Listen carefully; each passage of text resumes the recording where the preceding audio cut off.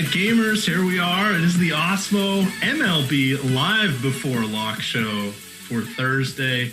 We're getting here. We've got at least this two-game slate. This could be it for the two-game slates, though, Jake. I was kind of secretly glad that Houston won last night because I get to do one more show with you until, I don't know, the Hockey All-Star break? Is that what we're looking at? I know, right? Like, it's going to be a while until me and you can co-op together. So, yeah, this is probably going to be the last. Well, I guess if Houston can pull out another game here, conceivably tomorrow. We're not on tomorrow, though. So. Yeah, we're not on tomorrow. So I'm just trying to like I have a strategy show tomorrow, so I'm trying to see if I'm actually going to end up doing that. So we'll see, but. Yeah, it's going to be a long layoff for me and you. It's going to be a long layoff for baseball fans.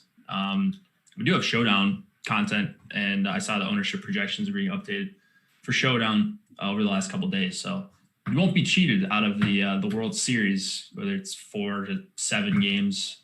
You'll have projections and tools if you are a Platinum or MLB member. Now, I did see that, and let's let people collect in here because I don't know if they realize that. And the start times have been bouncing around all week. It was 4:07, and it was 6:05, and now it's 5:07, and it's just all over the place. So we'll let some people come in. Don't worry, we're all geared up, and we can rattle through this slate. We're going to talk a lot about strategy on it because it's a little bit different. Yes, there are no good pitchers, but that also makes it a little more interesting for us as well. I got some notes here from Terry McBride, that said instead of doing something I needed him to do, he was trying to figure out which guys were coming in from the bullpen. So I'm going to borrow those notes. Hopefully he doesn't mind, but I think he's good if we share some of his thoughts there, since you'll get him tomorrow night, assuming there's a 2-game slate. So we're all set. We, of course, are brought to you by No House Advantage. We'll talk about them in a little bit, but the key thing you need to know, 1, there's no house advantage. 2, it's the contests are just like we're used to on the other sites. We're playing against other gamers, and it's the same formats we're used to. Slightly different scoring system, slightly different contest makeup. We'll talk about that. But if you use the promo code Awesemo, you can get up to $20 with your first deposit matched by them. All right, let's see here. I have been playing some Counter-Strike Global Offensive. Really? CSGO. Yes, there. You know I like to chase after some crowns every now and then. There's some milestones out there on DK, so I've been using our projections to make my one lineup each day in the requisite number of contests. I've been winning. I've even been picking off people on head-to-heads to the point where I'm confident enough now that I just post mine and let somebody else take it. Wow. Not too shabby. So I do want to point out we got all sorts of good stuff here behind the paywall. You guys are going to want to know about that because, as we're mentioning, MLB is winding down. We're going to have NFL for a little while longer. The EPL is gearing up. They were on a hiatus this last weekend, but they're back. And then we've got the esports, which I am speculating are going to start to grow in contest size once again as we start to only have sports on the weekends, plus college football. Jake, we do have college football, and we've got some excellent contributors for that, Ben Raza and Matt Gajeski on that front. All right, 1, hit that like button. 2, let's start in talking about the games. Do we know which Luis Garcia is pitching today? That's always fun. Is it the Luis Garcia middle infielder for the Nationals? Is it the There's 3 Luis Garcias. I say that somewhat facetiously, but I want to see if this was the Luis Garcia that they gave the wrong picture to on DK. Oh, they've taken his picture away. For a while, he had the Nationals second baseman Luis Garcia's picture. That's a big slap, having someone else's picture. Yeah, that's never the way you want to go. No, a couple of these guys. And we're starting off just like that, because he's going to be the starter. How far do you think he's going to go? I don't know. He hasn't pitched since the 27th.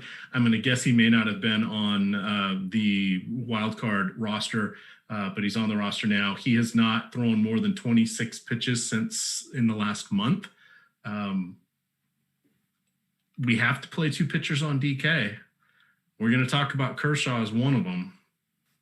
What do we do with the other 3 spots? Yeah. Is Garcia one of them? Yeah, that's the question. I mean, he's got to be in the top 4 just because, one, we know he's going to pitch. So he could like get positive points here. I think it's probably going to be like an inning. Maybe you can squeeze out 2. But you're going to have to get one of these SP2s, right? It's basically Kershaw and then Pick'em. So my strategy would be on DK, cash games or whatever. In cash games, I think you probably play Bryce. Looks like he's projected as the second highest raw point pitcher on DK. So you go with Bryce and Kershaw.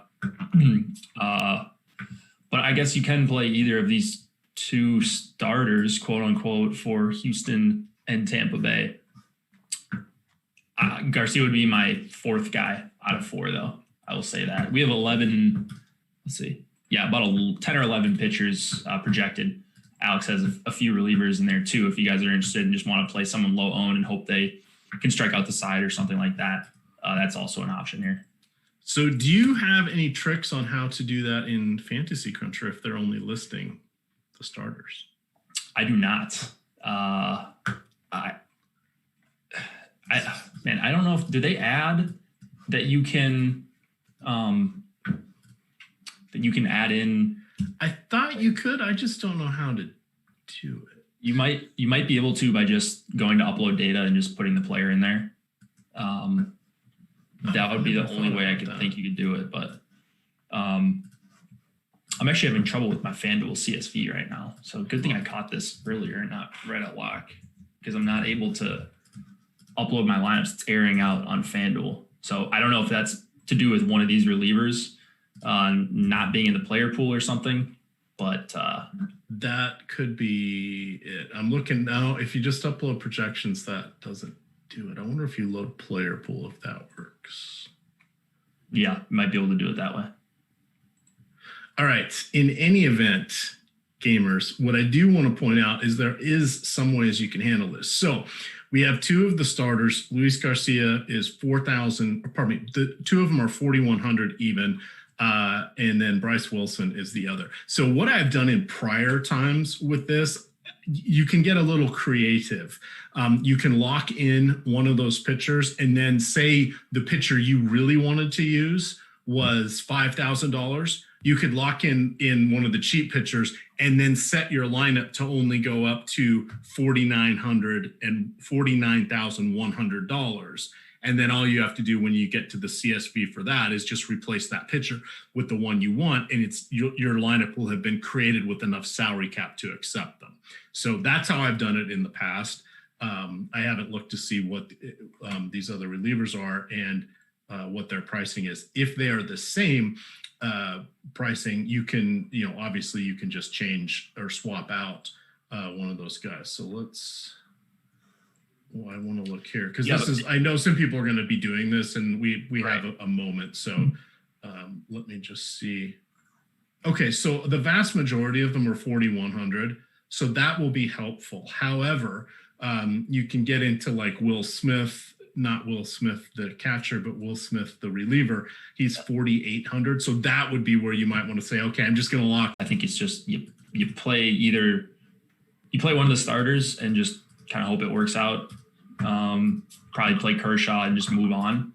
If you're only building one lineup or something like that, trying to solo bank a GPP, maybe you can play one of these relievers on FanDuel, although I'm not really doing that. So pretty much sticking to Kershaw and being done with it there. But all right. So I've got some notes from T McBee on some of these relievers. Let's go through the whole slate and then we'll circle back on those guys.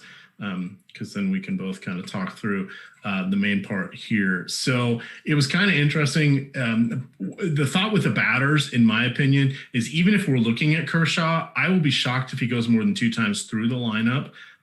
Just either because, 1, he's coming off of back spasms, 2, he's not the easiest of matchups, and 3, they've got a bunch of other people. And if he's even slightly not coming in as Clayton Kershaw, not Clayton effing Kershaw, which he really isn't anymore, but Clayton Kershaw, then their backs are up against the wall. They're going to need to bring in somebody else to just, hope they can shut down Atlanta. So from this case here, we have John Curtis on the other side, but I only expect him to go 25 pitches. I think 1 inning is a reasonable for him. 2 or 1 and change. I don't even think he gets 2 under any circumstances, but 1 and change doesn't seem unrealistic. But that doesn't take any of the hitters out of play for me at all for Houston, because we could see a variety of lefties or righties coming in.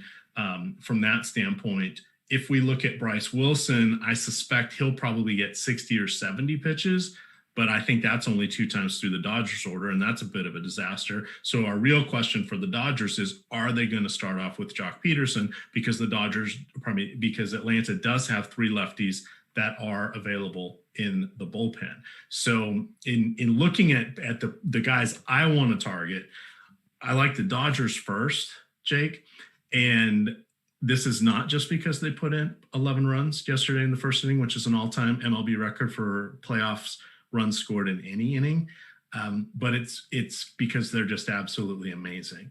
So you've got Bellinger, Muncy, Seager, and Peterson average since the beginning of 2018, combined average of 260 ISO. It's off the charts. You've got Taylor, Pollock, Justin Turner, 2018 MVP, AL MVP Mookie Betts. These guys they're just nuts. So I'm not as worried about them. I know we're going to end up in the bullpen, but it's going to be my only fear is if what is going on with Jock Peterson, because if he is in, he could be the one that goes out early, because I could see them just deciding to flip him out and get whomever else in, because it's unlikely they'll let him go against a lefty reliever. Looking at it from that perspective, and then we'll let you turn you loose on Kershaw. There's not a lot standing out to me on any of the pitchers. No, I think you can. The players that are in play are the pitchers that Alex projected. Like, there's not that big of a difference from $4,100 guy who projects for 2.5 points and $4,100 guy who projects for 1 point. So for example, let me just pull up just filter out everybody but the pitchers. And I'm clicking out everything. For example, wait, did I see Blake Snell on there?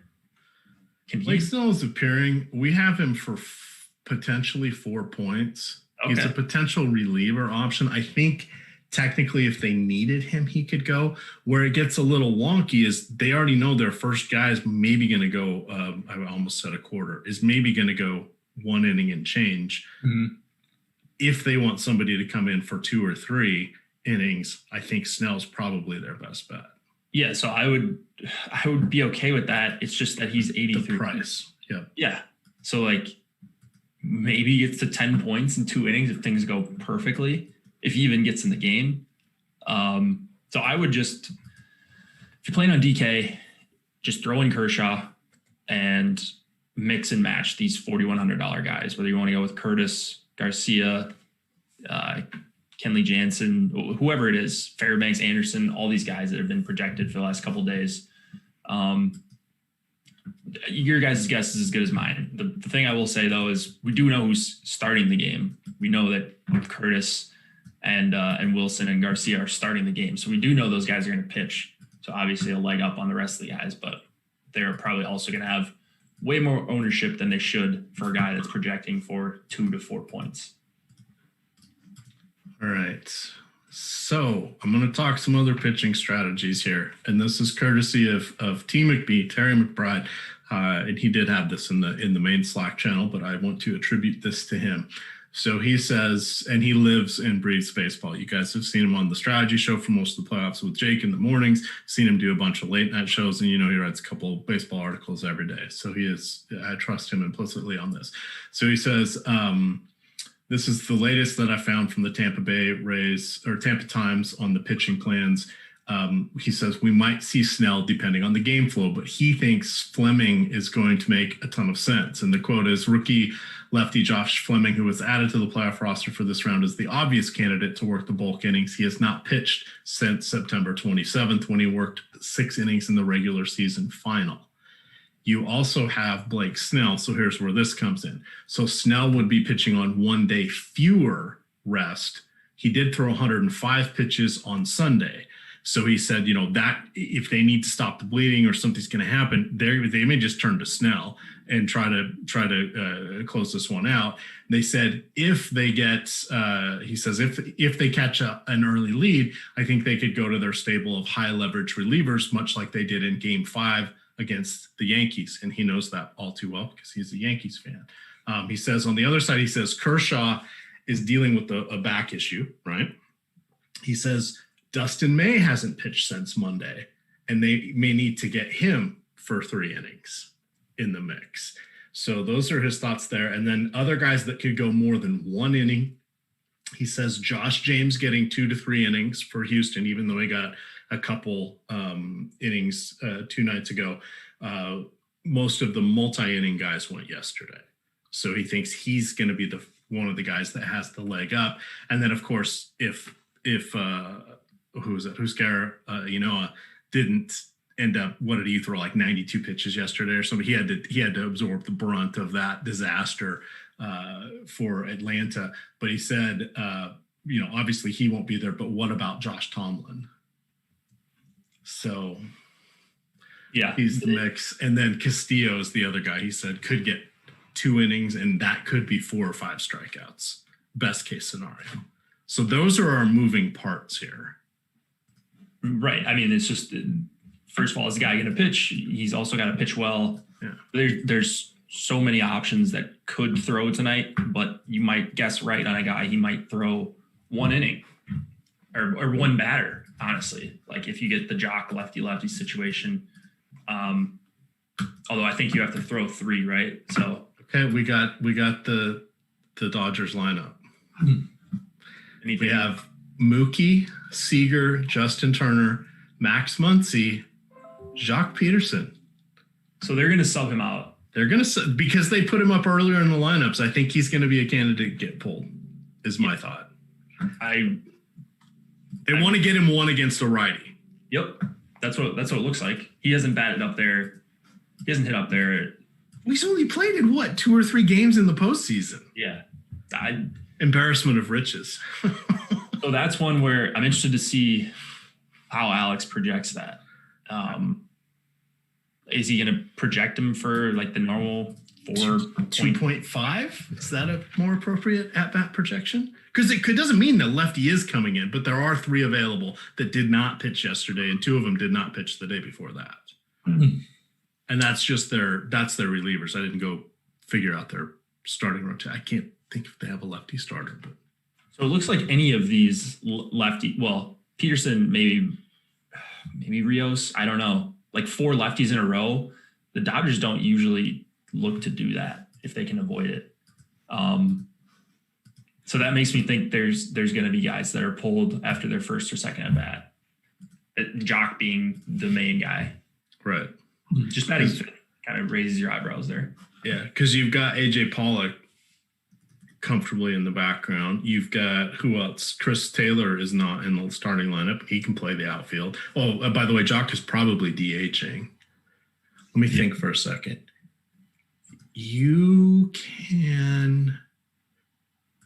I think you can double switch with the I don't remember the rule. I think you can double switch with the DH, but I think once the DH goes and plays in the field, you lose the DH, by the way.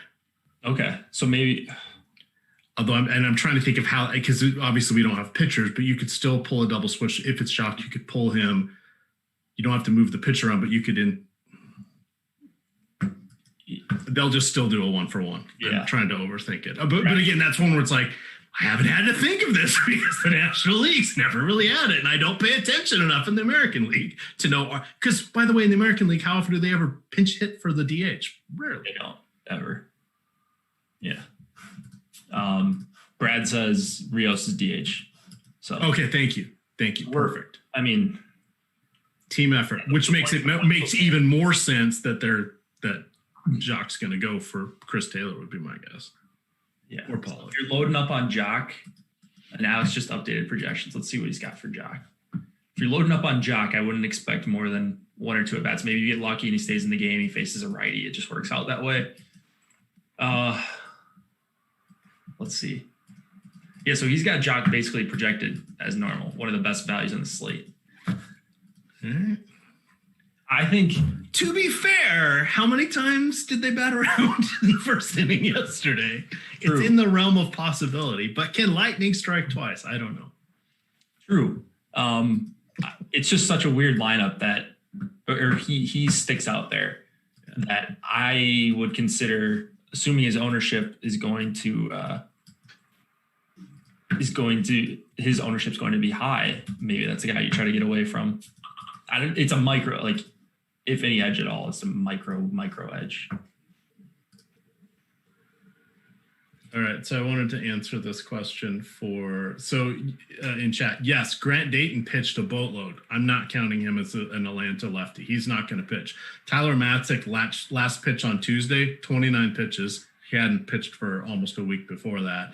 AJ Minter had pitched 10 pitches on Tuesday, hadn't pitched in the 5 days before that. And then Will Smith pitched 13 on Monday, hadn't pitched before that. So those are the three lefties I'm talking about that are available. I suspect we'll see. I would put in Matzik first, but they could go Mintner just to make the Dodgers do some pitch hitting. But that would be my guess.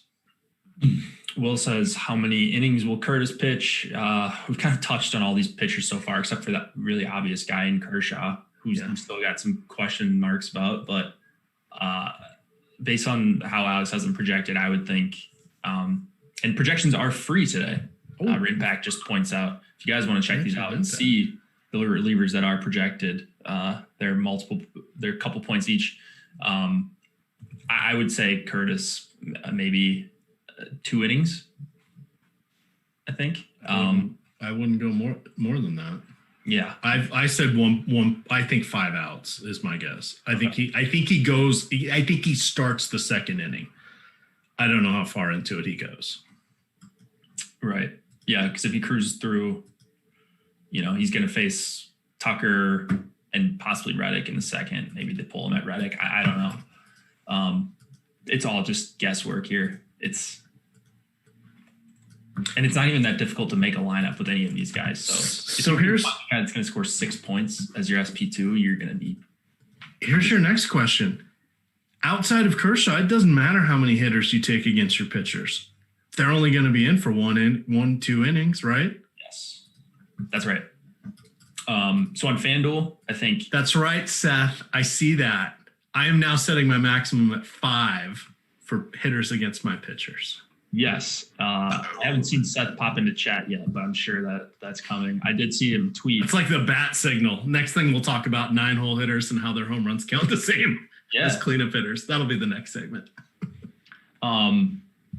Yeah, so I think on FC, if you're playing like on DraftKings, you're going to want to be careful with what you're doing, because you could plausibly play Curtis and stack the Astros, like a 3-4 man stack. And that's not that negatively correlated of a play if he's only going to go 1 inning, especially if you're talking about large field GPPs. So I would increase it, whatever you normally have it at for these 2-game slates. When we've got 4 real starters going, I usually do 1 or maybe 2 on DK. And then on FanDuel, I would still allow 1 or 2 against Kershaw. And then I don't really think you're playing any of these guys anyways. Maybe you could make a case for Wilson, but yeah, on FanDuel, I think you just play Kershaw and move on. Take whatever points he gets. If he gets you negative and he gets you a bottom 5% result, like, okay, but I don't think that's very likely at all. So here's the question on your optimizer, and if you use Fantasy Cruncher, as do I. Is there a way you can say, and here's how I do it, is there a way you can say, against everybody I want to allow 5, but against Kershaw I want to allow 3? So I think you can do a global rule for whatever you want. And then what I had been doing a couple games earlier in the season, because they've created this new dashboard, and I didn't know if there's anything nifty on it that I wasn't aware of, but I had just made the pitcher the key player of a group, put in all the hitters, and then I've just said, don't play more than 2 or 3 of these guys. And that's how I've limited it and then allowed that global rule to exist, which is what I think I would do today, just because we don't think anybody else is going to, outside of maybe Bryce, is going to go more than 2 innings. That is exactly what I was going to say to do. So yeah, I would just set your max. So if you want to do max 4 against everyone but Kershaw, you set it to max 4. You put Kershaw in a group and put all the players starting for Atlanta and say at most. So if Kershaw's in the lineup, so you key Kershaw. If Kershaw's in the lineup, at most X amount of players from the Braves. All right. Okay. So here's my notes for going against Kershaw. Let me see here. So I said it sounds like Kershaw. I wrote this last night. It's part of those spotlight hitters and stacks. So I said it sounds like Kershaw will be taking the mound 48 hours after he was scratched from his Game 2 start with back spasms. Sadly, the Braves will be without Adam Duvall, who has a strained oblique. However, rookie Christian Pache has performed admirably. Wait for it, from the 9-hole. With an extra base hit in each of his 2 games as the fill-in for Duvall. He has a double and he has a home run. I said in this matchup, we are really looking more for one-off plays or duos, depending on how adjacent our desired hitters are to each other in the batting order. The low 3.3 implied run total, as well as the cachet, I'm using Pache, see what I did there, of the Kershaw brand, should have gamers looking to avoid the Atlanta batsman. Keep in mind, this is a 2-game slate and this is a leverage opportunity. So where are we coming in on the Atlanta hitters? Is anybody crazy high? No. So Acuna's 25. This is DK. Freddie Freeman is 22. Darno is 18. I'm kind of rounding up. Marcell Ozuna, who's my favorite against them, is 16%. So there's really not a lot of people going, and those are mostly going to be one-offs, I think, against Kershaw. And then a few hardy souls will probably have 5% of the field will stack against Kershaw? Like a correlated 3, 4, or 5-man stack is my guess. The problem is if you stack against Kershaw, do you still play him on DK? Because you need to fill out 2. On FanDuel, you just hope that Kershaw gets like 0 points or 6 points and one of these relievers outscores him and you find that guy and stack the Braves. But on DK, I think he still might want to play him. Hope he goes like 4 innings, a few strikeouts, but gets in trouble and they pull him.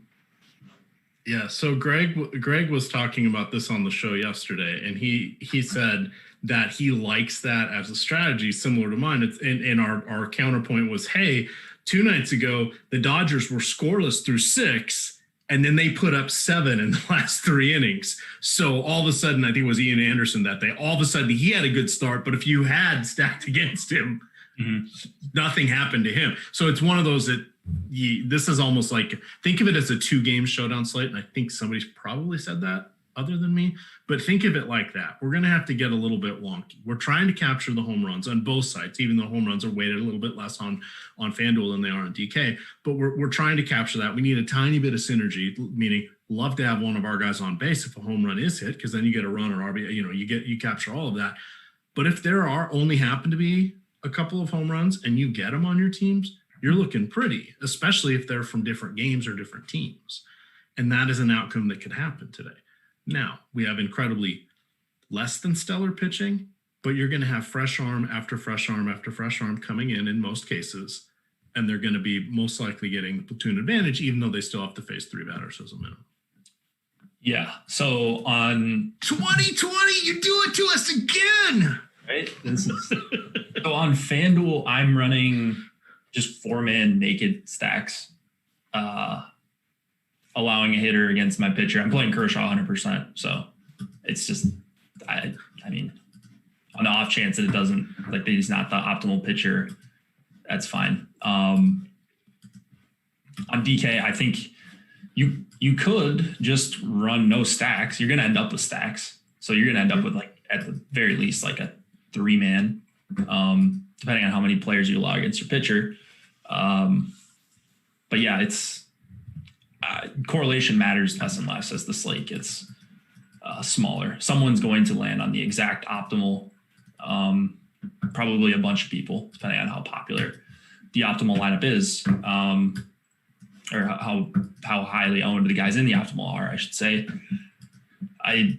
The biggest thing for me is just avoiding the most heavily duped lineups. My lineups are probably all going to have some amount of dupes, but I'd like to not be duping with 100 people. Maybe you dupe with 5 or 10. And if you hit something big, if you do hit the optimal, it's a nice split rather than getting your entry fees back. All right. Just dropped in there the Spotlight Hitters and Stacks article. That is mine. I'll see if I can grab Terry's article and put that in there. I do want to mention over here on this cool site called Odds Shopper by Awesemo.com. It is got player props for us, which dovetails into No House Advantage in that they are a player prop game. So we're going to spend just a quick minute talking about player props. So basically how that is set up is there'll be a number here for you. So in this case, it's Clayton Kershaw strikeouts. So it's 6.5 is the over-under. This one is incredibly close with the exception of BetMGM. So if we look at the 3 sites that have this, Sugar House, BetMGM, and DraftKings on the over has and Sugar House both have -115, and on the under they have -110. So that means you pay 115 to win 100, or you pay 110 to win 100. So that's the rake that is being taken out for the site facilitating this. However, BetMGM's a little different. Their over is a -154. Their under is a +110. So if you like the under, you should go bet there because you bet 100 to get 100. If you like the over, don't go to BetMGM because you're paying 154 to win 100. I haven't seen one pop off that much. It's almost they're limiting these, but DraftKings is just kind of like, yeah, it's a pick 'em. We're good with that, and then they're not going to let you bet more than 50 or 100 or 200 depending on who you are, right? But that's fun, right? If you want to go that route. But if you're trying to odds shop, Jake, have you taught your friends yet how to odds shop with Odds Shopper? Have I told you that about them? They're into these gambling. You've said they're degenerates.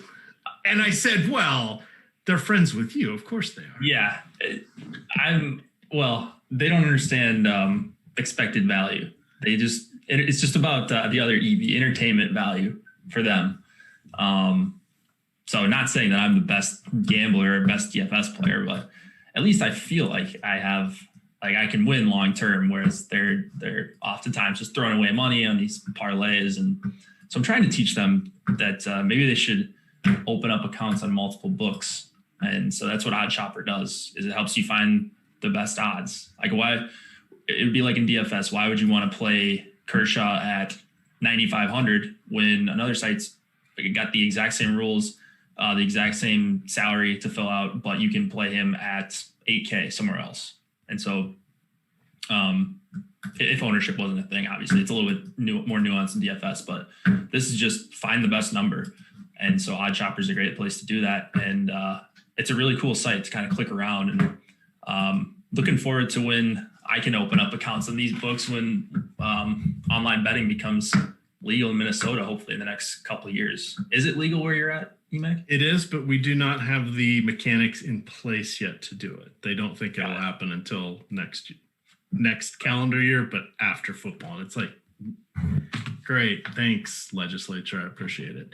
Would be nice for some of these states to do it. Would have been nice for them to do it right when COVID hit, knowing that they're going to all take some big losses.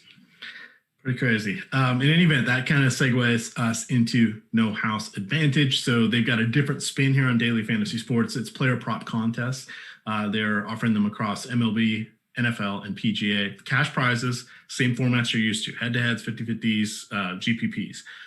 No House Advantage. So while they are giving us the prop lines, which are the different questions we can choose from, and there's about 50 to 70 in each contest that you can choose from. Sometimes it's from one game, sometimes it's from one slate, just kind of depends what they're doing for that day and depends on the sport. But we're playing against each other.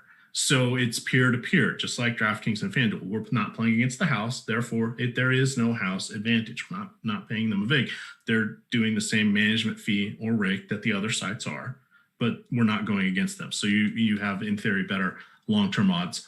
So what you do is you choose up 5 of the questions that they have. And again, they'll have between 50 and 70. And then you rank them with confidence. 5, your highest, lowest is 1. And then if you are correct, you get that many points. Then you go against how everybody else did. The nice thing here is we, for all of their contests, do have projections available here at Awesemo. And it tells you the likelihood of success or failure for the over or under which then in turn allows you to know which is the better choice. There's also a column that says bet the over or bet the under to make it really simple, but you can see what different confidences you should have on these different bets. So that is No House Advantage, and they are available on an application as well as the desktop. Yeah. So I've been playing some No House Advantage mostly for NFL. I'm trying to access it here on my phone. I was having trouble on my desktop here for whatever reason, but they've got one today that is Blake Snell, 5.5 strikeouts. We don't even know if he's going to pitch. I don't know if he has to play for this to count. I know, like, if you're betting on a site, like if you're betting on props on whatever DraftKings, the player would have to play. You'd have to be in the game for that to count. So right away, that'd be one where I would just lock that in as like the most confidence points, so 6, and just move on after that. But yeah, maybe it won't count if he actually doesn't get in the game. So because he's just not gonna throw enough innings to get 6 strikeouts, I wouldn't think. All right, I'm going to do at most against Kershaw. The number is 3.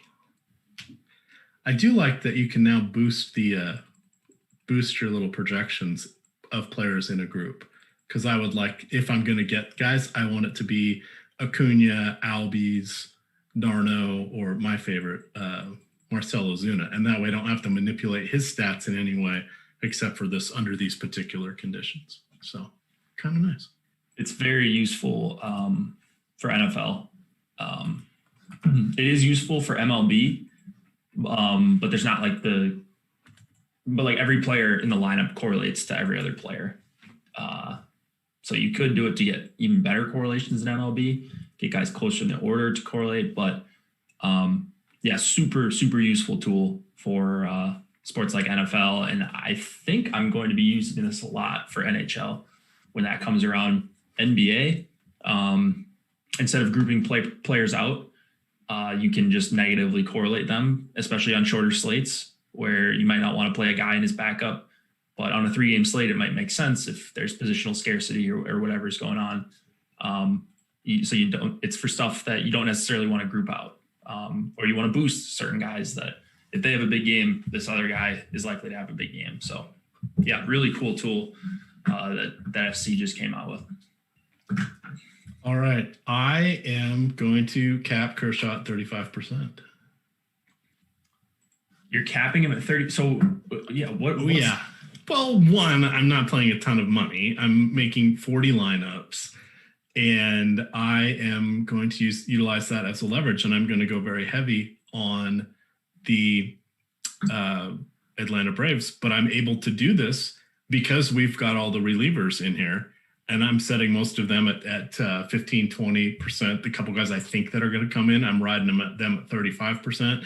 And then I've got all the starters at 35%. So let's see, 1, 2, 3, 4, 5, 6, 7. Okay, so I've got enough. I have about 260% that should allow this to run my crunches.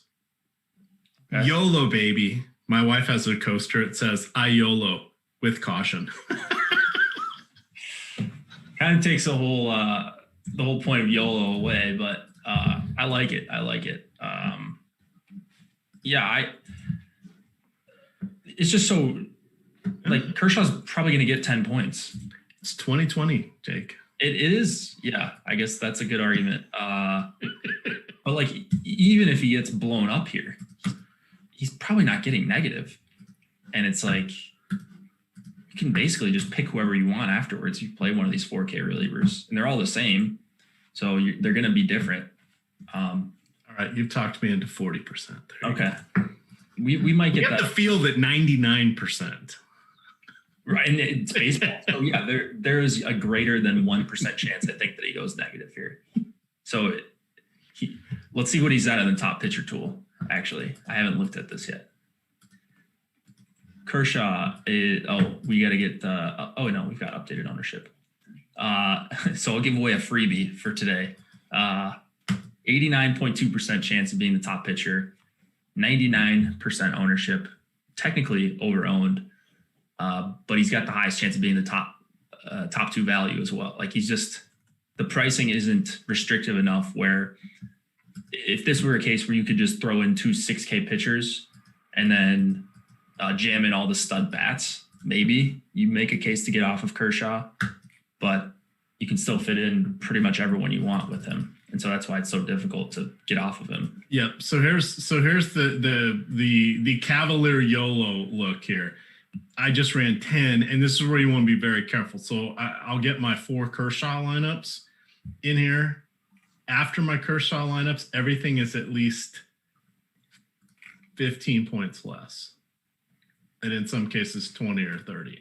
So like I'll get rid of those. Like we've got, a Blake Snell, John Curtis. Oh, that's the other thing. You may want to set something where you only get 1 pitcher per team. If you're into that, it doesn't matter. To me, it doesn't matter tonight, but that is something that you may want to keep an eye on. But all of a sudden I'm spending $43,000. I don't mind that pitching combination, but I would prefer to have every ace hitter there. So what I'm going to do is start culling out some of these where I'm using let's pick a number 45, 5 or less, and I'm just going to close those out. But what I will do is I will lock in a couple of these random pitchers, and I'm not going to tell it to run 4-4 crunches, because you want to know that when you're running these crunches and you're putting randomness on it and you're putting how many players I want different from the other, how many unique players I want, et cetera, this is going to spread out your player pool and you may not get what you want. So shockingly, using an optimizer is not just pushing the button, sitting back and caching. Yeah, you don't just build 150, cover every combo, and just collect your 1099 at the end of the year for 7 figures. There's definitely mistakes people make all the time with optimizers, myself included. I've been using FC religiously for basically as long as I've been at Awesemo. So over 2 years. And yeah, I make mistakes. Not all the time, every once in a while. And there's a lot of stuff. So it can be overwhelming at first, but it is definitely my preferred way to build. I know there's a lot of hand builders out there, so you guys keep doing your thing.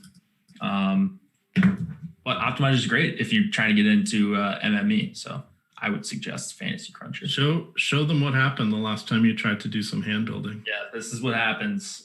Too many hand builds.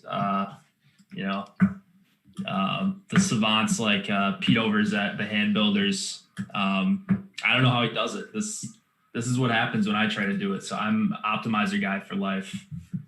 You jumped in the deep end, and well, that's what happened. Didn't stretch out enough before I was hand building. So.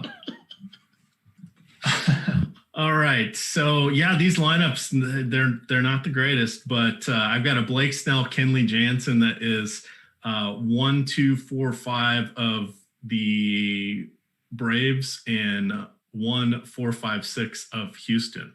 So you're getting all the hitters you want, which is kind of fun. But there we are. This is me just waving goodbye to my money today. I mean, if that's then you're comfortable doing that. That's fine. Yeah. But it's only money. Yeah, but you still want to win.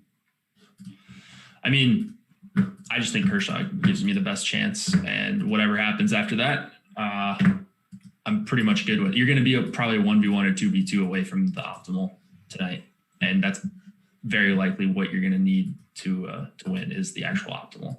Single entry, I would probably just play the best plays and maybe downgrade at one spot what you feel is a downgrade, 1 or 2 spots for lower ownership. Leave it at that. All right. I've now made my 40. Why do I have Will Smith in my lineups? Yeah, I'm getting guys that aren't in the lineup in my lineup. So I got to re-download my stuff. You said you mentioned sometimes this happens. We make mistakes. There was one I didn't go and check. I didn't go and double check the batting order. So I've got AJ Pollock and the wrong Will Smith. I had 60% AJ Pollock just now. So not good to play 60% of a guy that's not going to be in the lineup. So let me quick figure this out, give FC a quick refresh, and then they upload the lineups for you, which is very nice. Now I'm getting a bunch of guys. Oh, we don't have some of these guys in the ownership projections from the last time I updated. So there we go. I need to go grab those guys, throw them in my sheets. All right. Now for the rest of you, don't worry. We got 20 minutes here. No time to panic. Plenty of time to figure it out. It doesn't look like there's any overlay anywhere. Let's double check that. No, everything's going to close off nicely. Let's try over here at FanDuel. There aren't any games, I believe, on Yahoo tonight. They were having some stat provider issues that they wanted to fix before launching a game. I commend them for that. And FanDuel they're mostly going to fill. So when people are bored, hard for the contest to overlay. Yeah. I mean, you saw millionaire makers for like showdown slates for NFL on Monday nights. Like there's some big stuff. People will play anything when there's nothing else to play. And baseball, like I'd rather play baseball than esports, which is all we had for a while. Nothing against esports. I thought it was enjoyable in its own right, but like I would actually watch this game even if I didn't have anything on it. Although I noticed I don't really watch a lot of sports anymore that I don't have skin in the game for. But I haven't gotten to actually betting straight up money lines because I know I'll just be a fish and get destroyed. Yeah, I don't watch anything anymore. You're right, unless I've got a little something riding on the outcome. Who knew we'd get to that point? All right. Joey's an esports fan for life. Look, so Joey's our social media guy. For anyone that doesn't know, one of our social media guys. Rimpac's also in there. I think we're probably going to have some pretty good deals for esports because that's coming more to light over the next few weeks. So be on the lookout for that. If you're sad about baseball ending, we have a really good esports package. Projections, ownership, top stacks, basically everything that you get for MLB. So there's definitely other stuff to play. There's certainly ways to incorporate DFS, just like general DFS ideas into whatever sport you're playing. And we provide all the tools for you. So it's super easy. All right. So the pitchers I am utilizing are not as many as I would have thought. So I got some Dustin May. I've got some Blake Snell. I don't have Kenley Jansen. I think that was one thing I was going to ask you. I'm not playing on DK tonight again. However, I think it'd be pretty interesting to like stack your pitchers. So if you're playing Kershaw, does Jansen still close for them? Yes, he does, but I don't believe you don't get points for saves anymore. Right. I don't think you do. If you're playing Kershaw and he does well, there's a higher chance that Jansen's going to be in the game, right, to close it out. It probably means they're in a pretty good situation, or at least a tight game if Kershaw does well. And so you add in a guy that's maybe going to get one or two innings, strikes out a bunch of guys like that. That's a correlation play, I suppose, that's possible. Whereas like, I don't think I would be looking to play Dustin May with Kershaw.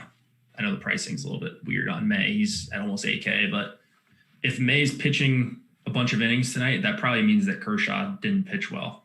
Yep. Those are some things to think about as well when you're looking to like, I wouldn't necessarily X out having two pitchers on the same team. I will say this quickly looking, and I'm fine with it. The default setting is giving me a lot of pairing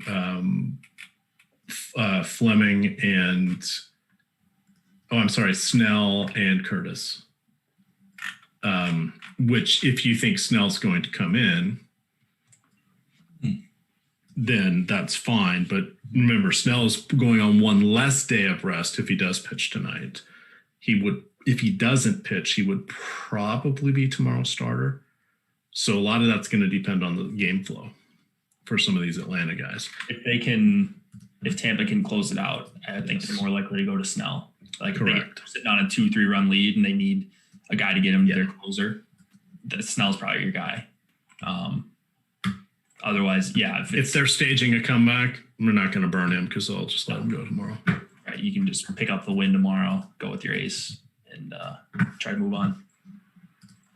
EMac says, I think Snell is more likely to see one high leverage put away inning late than he is to see 3 bulk innings early. I would definitely agree with that. Correa or Seager? I don't know. 1v1s are always tough. Projections are free today, so you guys don't need to even ask. One for ones. Look, I will post this link right in chat. You got 1v1s, go with the guy that's projected higher. If ownership doesn't matter, because if ownership does matter, 1v1s are essentially useless. How much Jock did you go with? How much Jock? Yeah.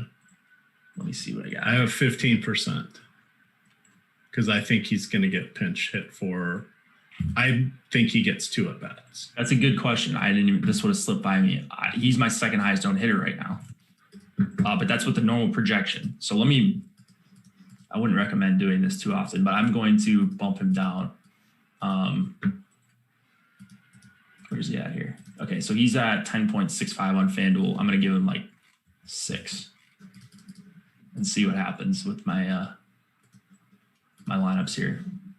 I think it's fine to have some of them. He could hit a home run in his first at bat, but I wouldn't want to be over the field on a guy that I think has a really good chance of being pulled. So now I have 25%. If he sees 2 at bats, maybe he does something in one of those 2. But yeah, I think his expected opportunities have to be much lower than the average player on any MLB slate tonight. The projections aren't showing, haven't been all day. I'm looking at them right here. They're showing. Are you logged in though? I'm logged in. So you can get a free account if that's what it is. You can see the projections. I don't know. Unless we haven't unlocked them just yet. Yeah, we unlocked them. No, we didn't. I thought Rinpack said projections were free. Maybe you meant rankings. Let me see if the rankings are free. Oh, rankings are free. Yes. Okay. Let me go check these. I'll give you guys the link to these. Now the rank. So I want to throw out on the rankings. So I actually do like looking at the rankings, especially on these smaller slates. I use them all the time for NFL Showdown and NASCAR. So I kind of think of NASCAR as being a showdown thing just because there's more limited player pool, but it helps you understand proportionally how you can put people in different tiers based upon what you are doing with their.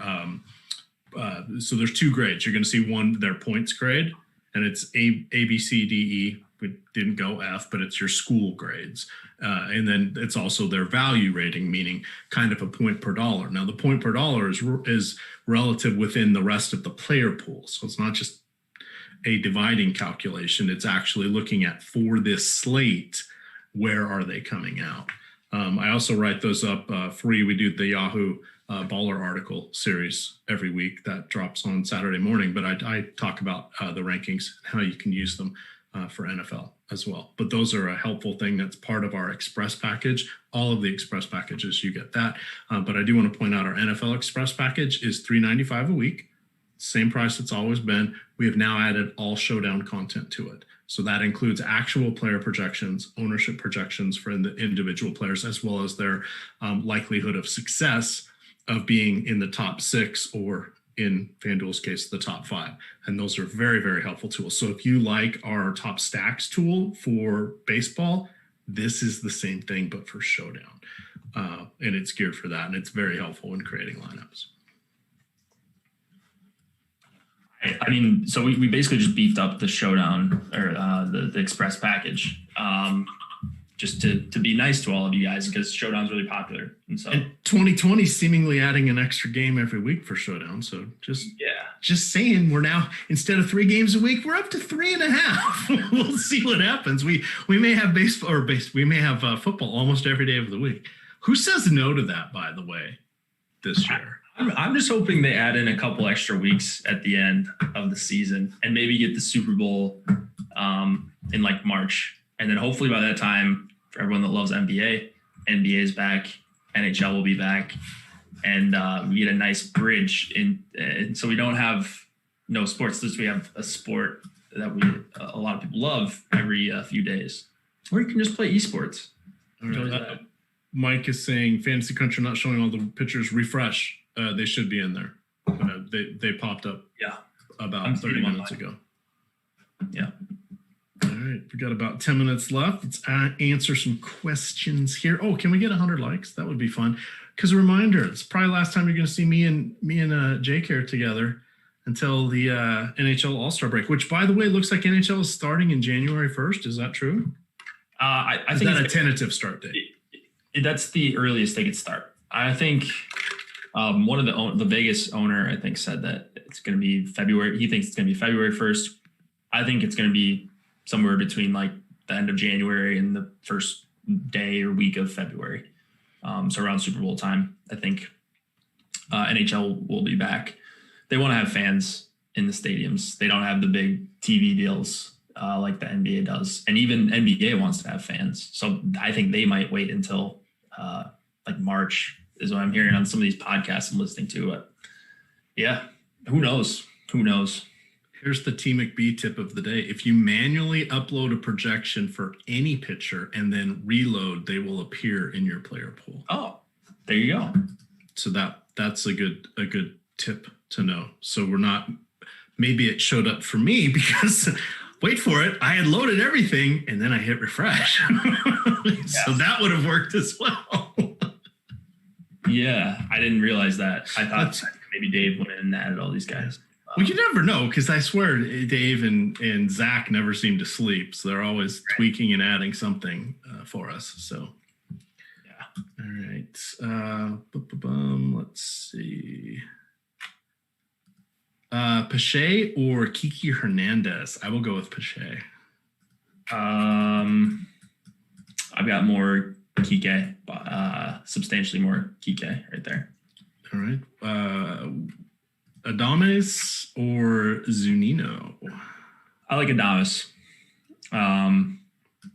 He is my third highest owned Tampa Bay Ray. Tampa is my highest owned stack. Houston right there as well. And then some Dodgers, a bunch of Braves one-offs over on FanDuel for me. All right. Actually, I thought that's how I'm pronouncing it. Pache? Pache? Yeah. Because someone said last night Pashay. So I was going on that. Yeah, it looks right to me. Yeah. Let me know if it's wrong. I'll go. Pache?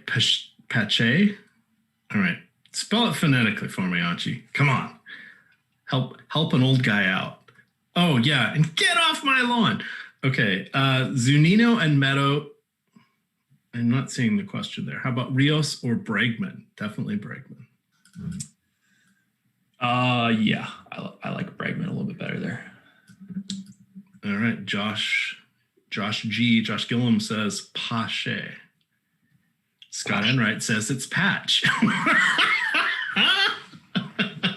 We're all over the place. YouTube chat. Woohoo! The Atlanta rookie batting ninth.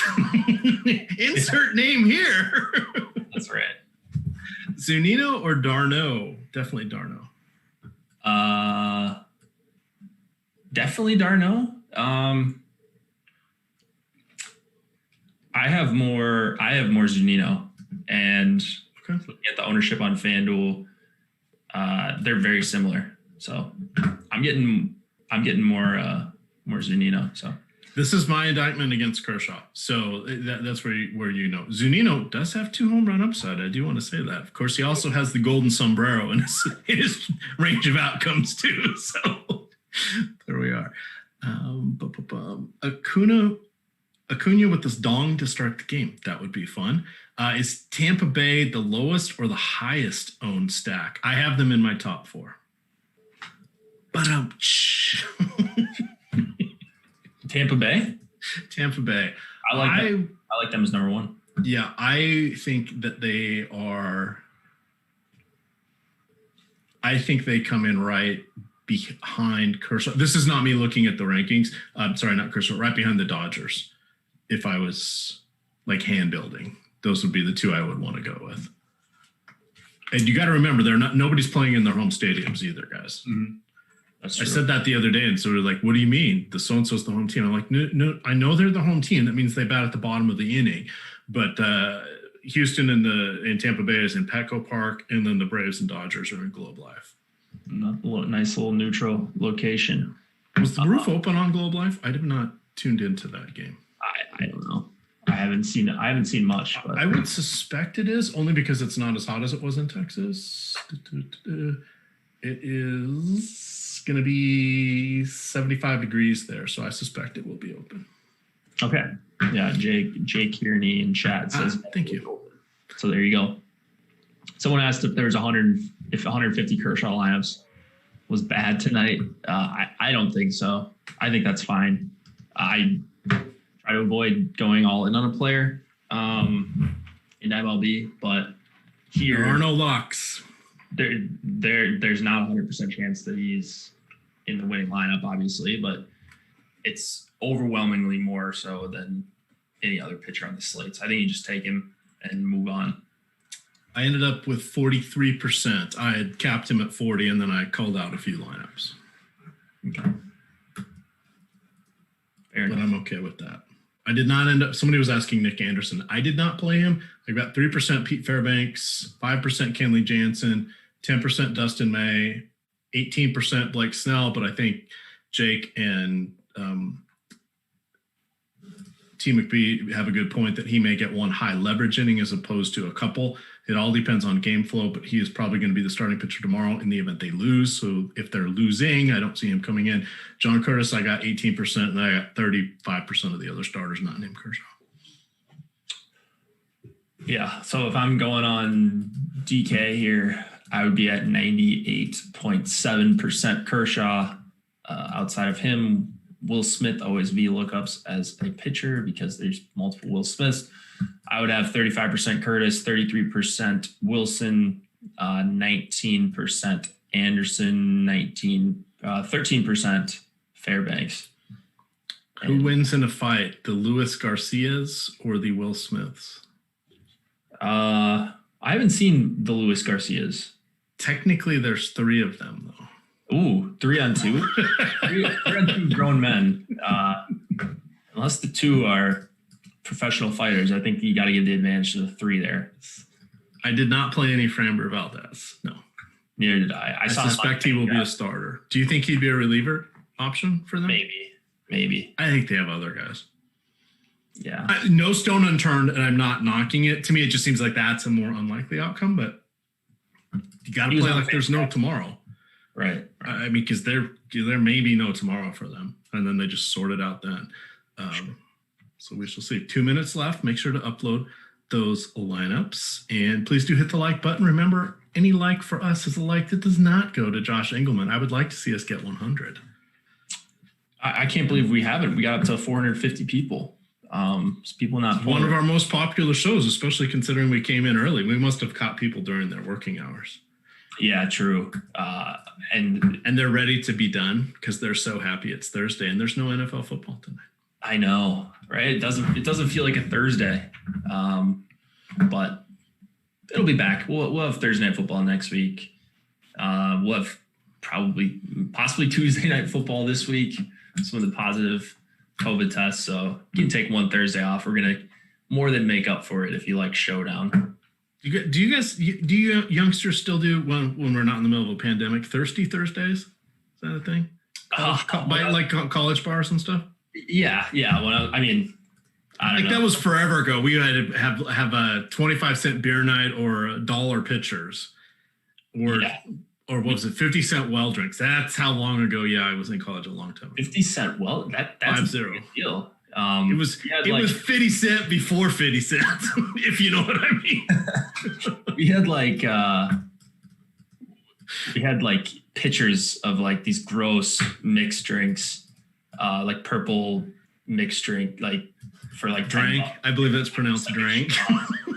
And it wasn't like that, but I can't remember the name of it. And so we had those. Me and a bunch of my roommates, not very COVID friendly, but. Yeah, there were some deals, and then you go to some bars where it's they jack up the prices, but then they call them 2-for-1s. So there's some places too. You know, they'd be like, it's one's 850 and two's 9. It's like, well, I guess you kind of have to get the 2, but you're not really getting much of a deal. Right. I like that. EMac was in college during the Vietnam War. No, not quite.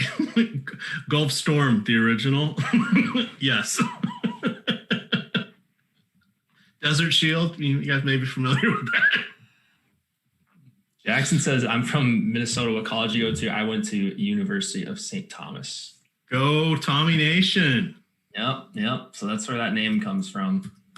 I wish I would have just done my name when I signed up, but I was actually in a class at St. Thomas when I signed up for my DraftKings account. Really? In a class. I did go to college with Frank Gore. That is true. Where'd you go? I went to college with Frank Gore, another person who's been around forever. Nice. No, Nice. There you go. Obviously no, but my college did win the national title, and his college shouldn't have got it that year. There was no ties. There is no ties in national championships. Well, there was before we had playoffs, but in any event. Yeah. Go Huskies. That's it. I'm kind of sad. This is our last hurrah, Jake. We'll be back soon enough. Don't worry. But will we be back together? I don't know. Maybe you should come guest with me on one of the NFL showdown slates as they continue to proliferate throughout the different days. We may need more hands on deck. I know you play the showdowns. Yeah, I mean, I'll play them and go talk about my exposures. I'm not going to be a big help about talking about secondary matchups and wide receiver versus cornerback or whatever. But yeah, I can talk about exposures. If there's ever a fill-in, I'd be happy to pop in for another show or two with you. There we go. All right. Oh, Adam G with the joke as we get out of here. What did the Buffalo say to his son when he left for college? I see the answer. Bye, son. With that, gamers, it's time for pizza. Good luck.